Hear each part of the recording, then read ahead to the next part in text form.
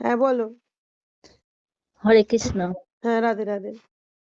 ওমা, হ্যাঁ। বলছি সে আমি কানেরটার জন্য গিয়েছিলাম না, হ্যাঁ, তুমি বললে যে 21 দিনের মধ্যে, আমি কালকেই রাত্রিরেই পেয়েছি, 3 দিনের মাথায়।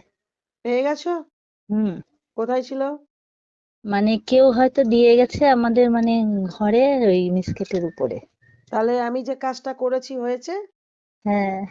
আচ্ছা, তাহলে হুম। মাকে এসে দুই হ্যাঁ। মাকে শাড়ি দিয়ে, হুম। আলতা সিঁদুর দিয়ে, মালা দিয়ে পুজো হুম। দিয়ে যাবে। হ্যাঁ, আমি বলছি ওখানে পাওয়া যাবে না এখান থেকে নিয়ে যাব? তুমি ওখান থেকেও আনতে পারো, আমাদের মদনপুরেও পাওয়া যায়।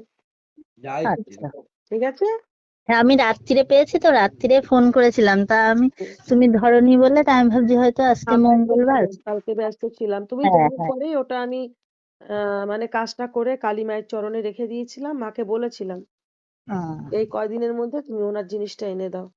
আমি বলেছিলাম তো যে যে হ্যাঁ, জিনিসটা হ্যাঁ, নেবে সে দিয়ে হ্যাঁ, দেবে, নয় হুম, স্বীকার করবে। হ্যাঁ, জিনিসটা পেয়েছি। পেয়ে গেছো? ব্যাস। ওখানে অনেকবারই খুঁজেছি, পাইনি, কিন্তু কালকে দেখি হুম। মানে রেখে গেছে কেউ। যাই আচ্ছা, হোক।